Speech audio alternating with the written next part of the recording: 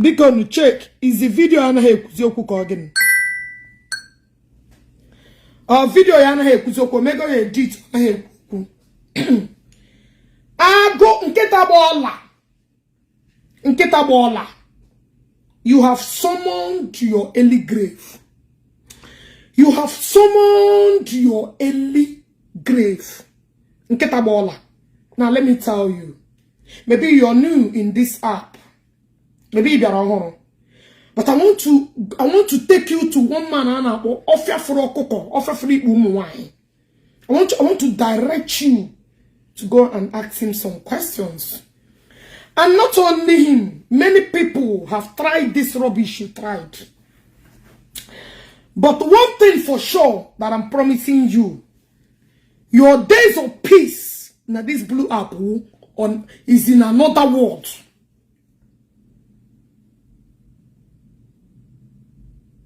He deleted it and reposted without exactly. I know he made a video and he said something which I overheard him. So you went and deleted it and put it silent on your voice. I am the wrong person to use this trash to come with. Eba, I'm a make it take here. Now this blue app, gacho nige, gacho kige shebu onwegi. I will be your last door. Next time, you will choose your fight wisely. Nkita bola! Nkita bola! Nkita bola!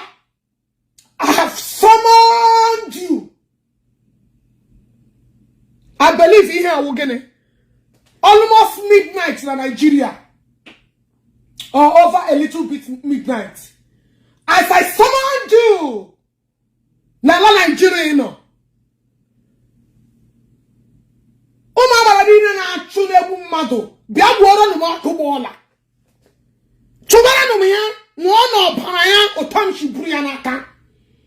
Maradina no ebo wola, nkitabo ola. Hold on, let me tie my bloody hair cuff. And I'm here for you. Muna give me sife no oboda, eh? Muna give me shife, You will get to understand that I'm the wrong woman to mess with. Chere? Chere me keshi hair fuma. Chere? Iga hun ke doro biati. Akwado huma fuma, but next time I will get well prepared. Chere mje cha Nigeria, ama zuru unu ihe arushi unu. I'm coming back with it. Chere?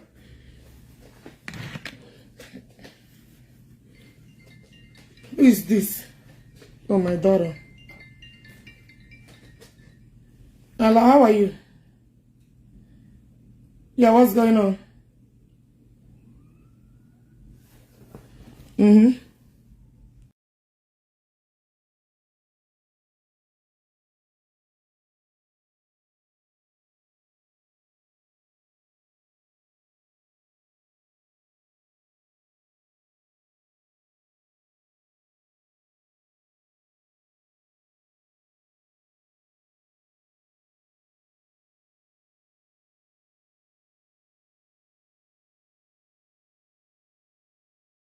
When they are fond of their mom, they always call, "Mommy, how are you? I'm good, baby." This is the midnight, Nala, Nigeria. I call the spirit of Nderebu Mato, the spirit of our forefathers that we get in Dubai, Gamevo. I summon you. In the presence of the spiritualist, I summoned your curse in the presence of our forefathers that you went to Dubai and disgrace. I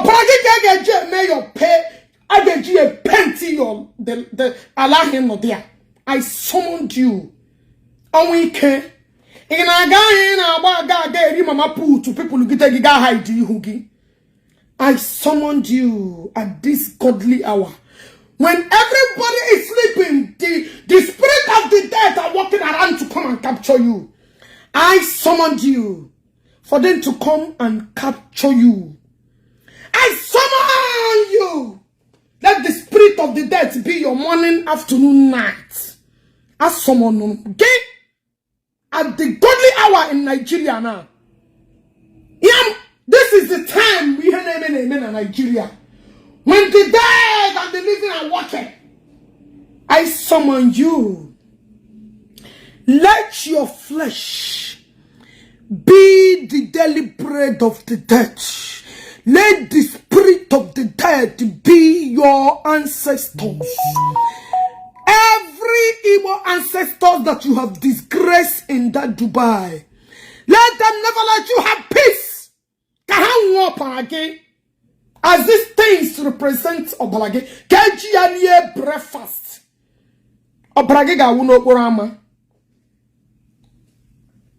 Gone so soon will be your destiny. Obalage ga wuka anu fe ageriano gedompoya as nobody give a fuck. You will be wasted like a piece of garbage.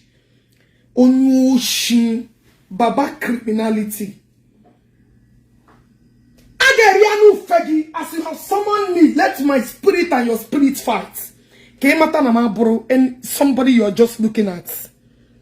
Get a talk with my spirit. I'm not just ordinary. You will fight. My spirit now look spiritual, man now look physical. Make one of this blue up. I will dismantle you. You get what on name. I'm working very bully seven book of Moses. Oh, Fakoroga Fuma. Oh, they didn't tell you that I'll be more brutal and spiritual than physical. I got she gone so soon, Nishigi. The family giga waka, you will be buried like a nobody. I get brand figure. Umani figure Gianu get ono. I got Wusano Oramana, Joni Wosuma. I got one we hear. Your days will be from today. Kizure so the golden pen will increase. You will never see anything good. Anybody that nears you, curse that I'm laying upon you at this godly hour in Nigeria will fall on your head. I'm block me. Unblock me. Don't block me on Facebook. Chineka Bogoko. Idiots. When you guys will saga and when I reciprocate, it become I get me arrest. I get we able. When you call for one, when you collected $500,000 from J-Pipe, you want to come and defend the Unegi. One soka. Very with the Unyara. I'm working at you summon. You said you summon me? Mwa. Mwa can actually you summon. What a disgraceful act.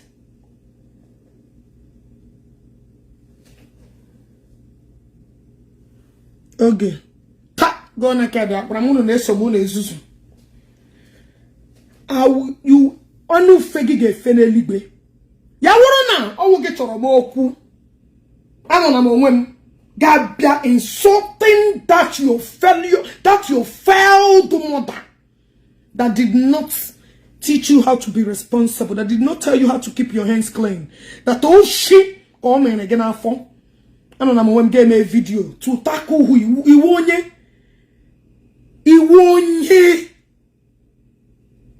An idiot they deported from the cheapest country in this world. In a useless man that have no reputation whatsoever. You won't. I do not say that I'm always ready for war. I do not say that I'm always ready for war. I will destroy you.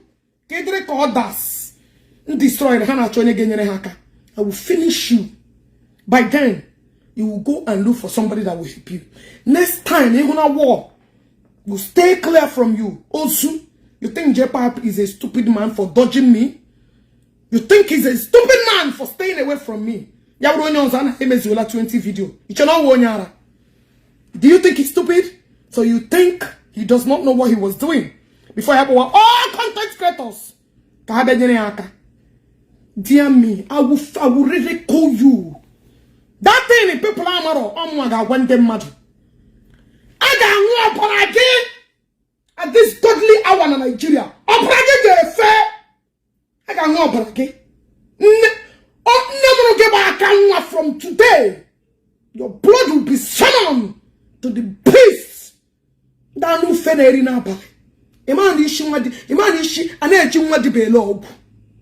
They didn't tell you that are you mad? Again, your blood will be sucked. The spirit of the death I'm fucking on your head now. At this godly hour in Nigeria, again, focus the spirit to devour you, so that people will come and say, "God, so son, you will be wasted like nobody. You have committed a lot of atrocity that you don't need to live anymore. You don't need to live. I fuck the spirit of death on Agugbola. That's a Kitabola. May the death visit you as you are about to sleep. Let that coven you build as an altar, may you begin to fight you. Kawufu no fegi. This thing that I take as a blood represent your blood. I will flush you, and so shall they flush your blood. Chineke Pokwagoku, a common criminal, a useless criminal for that matter, not the smart ones. Idiots.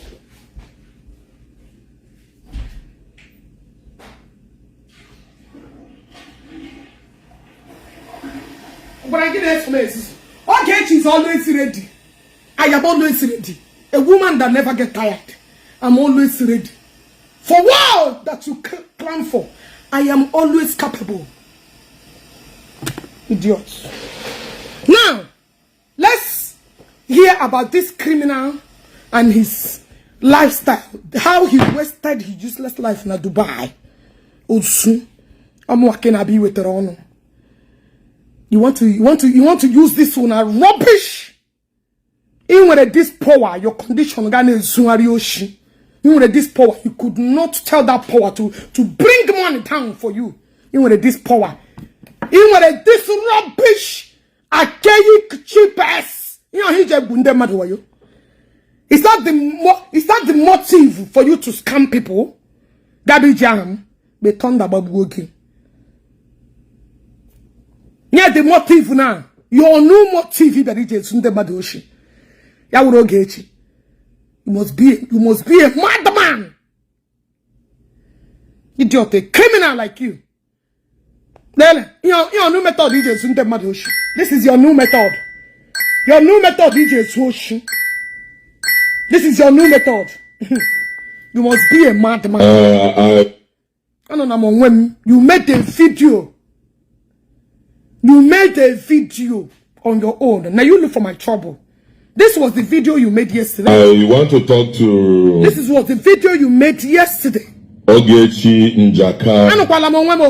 With all the supporters in the issue regarding Ogechi Njaka and the late Senator Dr. Ifeanyi Oba. You started the war and now you're calling and for... Also the abuse and disrespect. That you have sent a message across to the world, coming directly, message pointing, fingers pointing at Zion Ministry. Look at a common criminal that went to Zion to scam Zion. Now that you went to Zion, that you're no longer welcome there. The same J-Pipe who made a post. Let me show it to you. Maybe you are daft. Maybe you are very hopeless man. Wait. Maybe I will show you your stupidity. Imalife, you dabble at the wrong person. Look at, I hear say, then suspend Nketabola and Dako, mama, not to step their foot inside the ministry for for 3 months. So this social media is really working. Thank you, Evangelist, for Heineken upon the voice of the in Armenia. Oh, so you could not go and reply the man.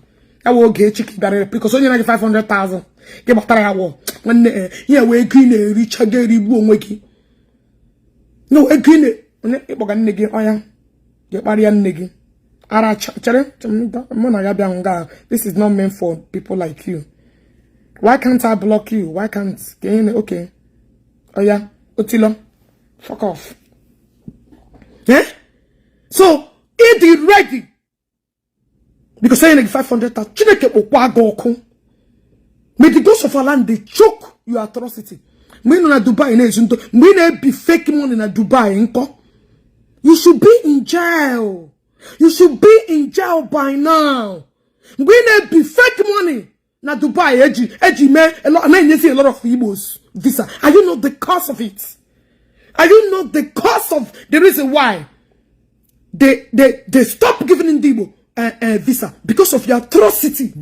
You a dirty idiot to even open mouth to talk to me, guys. Listen to how useless this man is. They are getting a record. Usun. A dead, look at them talking to me. Filthy, dirty things. Keshinga putaya be wono. Keshinga wara mo ma wash chan otula. Ya be botere mo no. Iwo nyara. Are you mad? Making a some. Alana.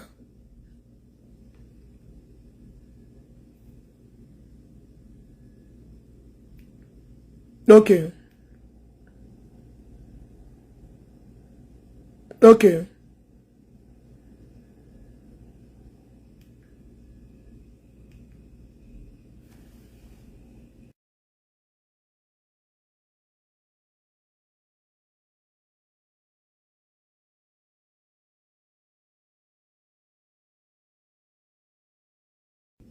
Also, look at an idiot to know with Tremono. Look at an idiot to know with Tremono. Bia Agugbola, listen to me. I'm giving you warning. If you ever open your mouth or post anything about me again, guys, share this video. I am giving you warning. Try me if you ever again open your mouth to talk or make, even post anything, even directly or indirectly. Maba people, the last talk you got, how you are begging for people to confirm ticket for you that you broke. I will play the voice notes. People will hear how you are begging. Tickets. If you even try him again, how hopeless you are. With your own voice note, how you are begging and crying and crawling. If you ever make pim, finally. Idiot also. Try am. And I'm fair. I'm going to make an issue. Again. You make time pim. People will be listening to how you are. Might be a walk find out. Might destroy ya find out. Let this video even be the last. If you try me one more time, if you try me one more fucking time, or whoop him, or even direct or indirect about me, maybe other people cassettes. How you were crying, begging. Talking this last talking gara. How you actually happen there? You are begging and crying, crawling for common tickets. Onyara, look at an idiot. You couldn't put food on your table. You couldn't book ticket for you. You couldn't book ticket. Agugbola, let to email Hana payme again. Mejikewa. If it's for me, when I pay me, when I pay me, we call the Shibaru Mdishi.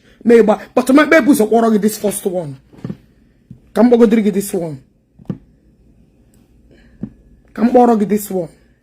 Idiot, in with Tremon. A beggar like you, a hungry tout like you. that can't even book tickets. Osu.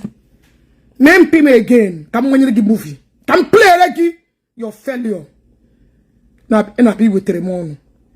Idiot Osu. I'm working in a brakataba. Mama kine mena brakataba. Mwa brakataba no women.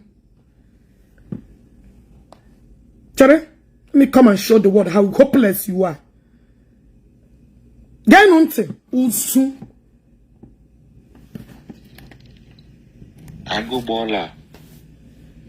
Agugbola na-ekiri ihe ọ na-ekiri onye kwụsịrị na-ekwu okwu because ama ihe ome na Dubai. That one set of record.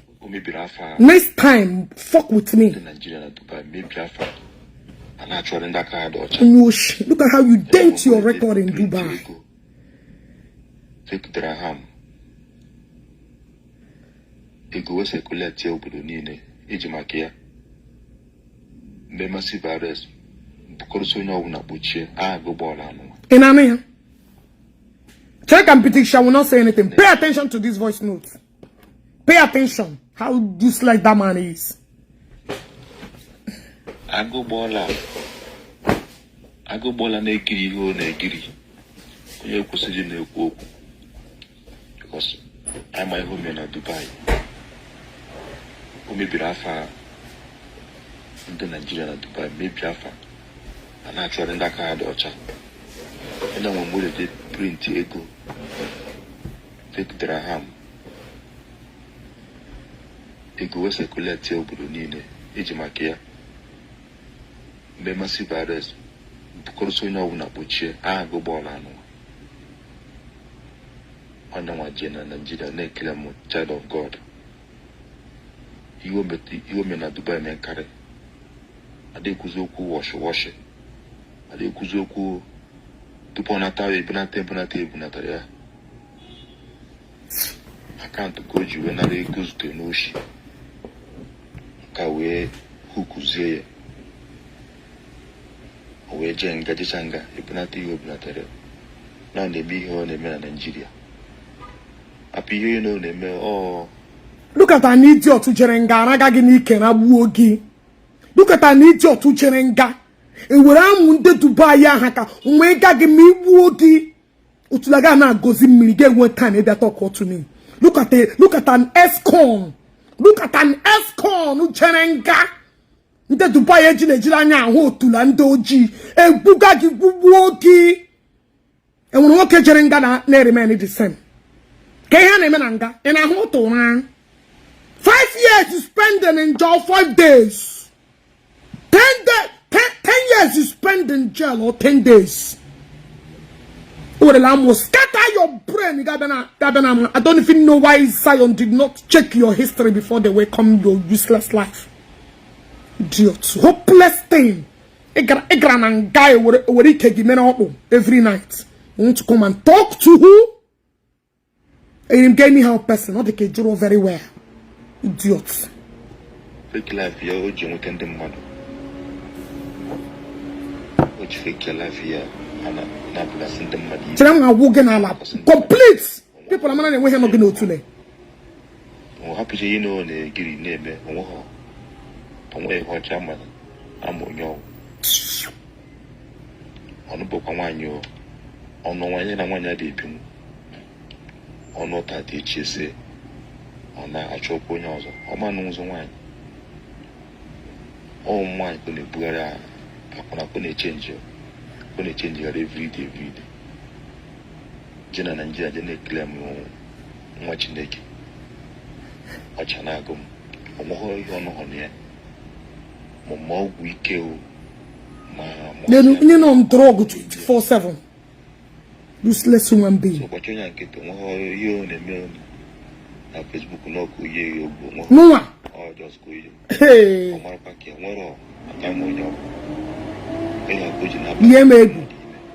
Yemebu.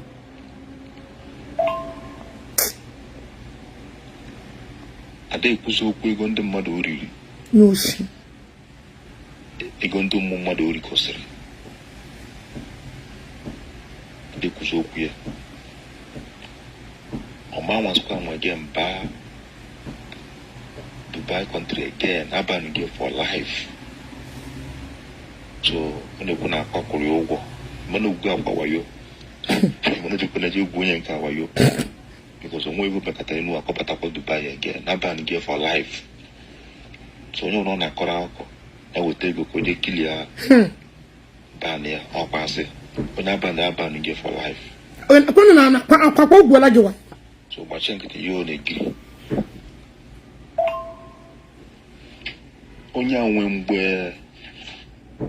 nwemgbe ọ na-eji credit card ezute n'oshi ahakara hak. O credit card oje na go su keba dere gold. Were credit card na-azụ gold, na-azụ susu gold. Tupu ndị obodo mesa chọpụta etu wee mebiere mmadụ ihe. Onye ọnwụna nwunye Nigeria afọ na Dubai akpara ti n'ime. Because of you, onye commit to this booty here. Onye commit to this booty, one corner on him here. One credit card, this to no she. Jena azui here, na azuga si here na go soak da hema. Yo ni gas, the credit card is to no she. So says here better. Many people now so good. If you don't know what I mean. Union committee the recess. I'm surprised in fear and water. It is some men of God.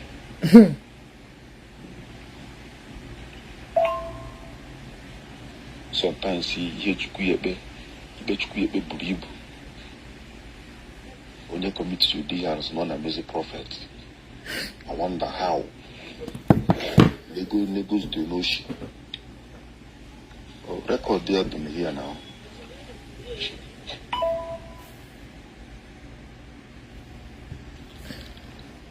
Agugbola na-ekiri ihe ọ na-ekiri onye kwụsịrị na-ekwu okwu because ama ihe ome na Dubai o mebiri afa ndị Nigeria na Dubai mebiri afa a na-achọrọ ndị aka ha dị ọcha onye nwe mgbe de print ego fake dirham ego wee sekuleti obodo niile iji maka ya the massive arrest because you know na kpochie Agugbola anụ ọnụ nwa jena Nigeria na-ekele m child of God ihe ome na Dubai men karị adịkwuzi okwu washi adịkwuzi okwu tupu ọ natara ebunatara ya akaụntụ ka o ji wee nara ego zute n'oshi ka wee hukuzie ya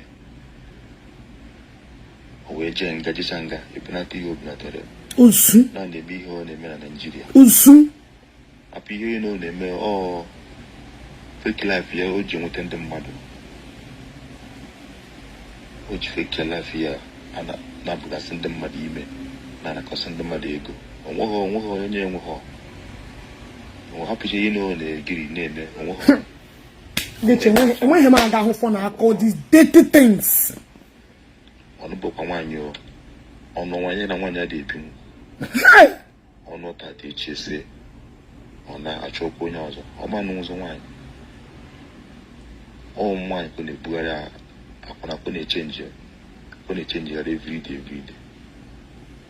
je na Nigeria je na-ekele m nwa Chineke ọcha na-agụ m onweghị ihe ọnụ hụ na ya ma ọgwụ ike ma mọsị ya na onweghị nke ọ nọ n'ime ya so ụbọchị onye nkịtị onweghị ihe ọ na-eme na Facebook na ọkụ ihe ya ogwu onweghị ọjọs ka oye ọ marakwa ka nwere ata ma onye ọgwụ ihe aka o ji na-aba ndị mmadụ ime anime tomorrow ka m ga-apụta ya ọsaga pụta ya ọsọ nshema agba gị na that rubbish video you may try again. The next video I'm gonna play how you're begging. The next voice I'm gonna play how you're begging for. Beja Giayon Wanketa. Tin Wanketa na cage, Chinya na moto. Sorry, Chinya na plane, Gilata ya talkie. Chineka Bogoko. Try me one more time. Guys, because Kanga share the memory. I will deal with you. Don't worry.